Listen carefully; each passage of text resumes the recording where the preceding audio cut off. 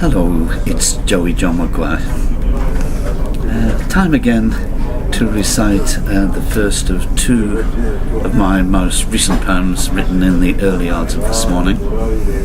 I'm in the Beehive, a Wetherspoons pub in Brixton, for about the third time this week. Nice pub, nice friendly pub.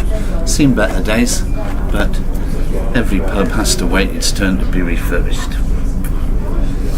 Anyway, the first of these two poems is called Bunker Mentality, and I felt I had to write this because I live next door to Chelsea football ground, and our Russian friend Mr. Abramovich has chosen to follow his dream, and he's just gained planning permission from Hammersmith and Fulham Council to build his new stadium, which unfortunately is right outside my bedroom and living room window, not 20 yards from me. And the existing stadium, believe me, is a monstrosity, amongst many other problems, which I put up with saying nothing, but this time I'm gonna say something. This is called Bunker Mentality, and I'm hoping Mr. Sadiq Khan listens to my poem and realises that there is a lot more people involved in this than just Mr. Abramovich and his ego. Bunker Mentality. There have been seismic rumblings from the Russian, not that they haven't been expected. Problem is that with his kind of money, he doesn't really need a valid case. Any whim will be accepted by some.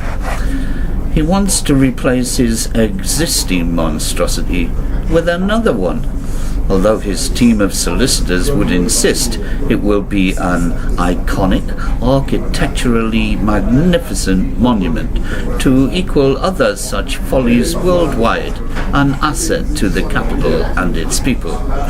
In short, he wants to build a fortress, some would say in his own image, a fortress as big, if not bigger, than his own inflated ego, which, let us not forget, consists of nothing more than a charisma bypass propped up, it is suggested, by ill-gotten gains, I fear for us all. I've taken more than a brief look at the plans. They don't look very consumer-friendly to me. Mad Max springs to mind, a bunker, to cast a huge shadow on every sunny day. Once built, and no doubt it will be built, it shall wait ominously to become a remnant of some kind of nuclear disaster in the distant future. Its other uses scream at you. For instance, it could be a helipad. Everyone needs a helipad. Or better still, a launch pad for Thunderbirds.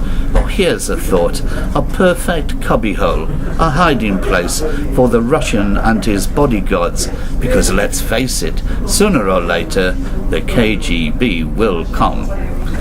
He claims to be doing it for his son. My dad worked all his life, was on the Atlantic crossings, but left nothing. What a lucky boy he is to have such a caring and generous father. Did I hear a mention of a level playing field? I think not. The fallout from the development barely merits a mention from the media. All ready to prey on the frenzy as the fickle-minded goons, the paying public, inevitably foot the bill for this man's deluded dream. I'm sure we'll all sleep well in our beds, knowing this fantasy football ground will be languishing in our backyard for decades to come. From my bedroom window I shall live under the shadow of its existence, quite possibly until the day I die. I frequently ask myself, what the hell is this man doing here? him and his bodyguards. It's not like he ever looks happy. He has that haunted look of a man who has at some point sold his soul, and I for one would not want his sleepless nights. I have enough of my own.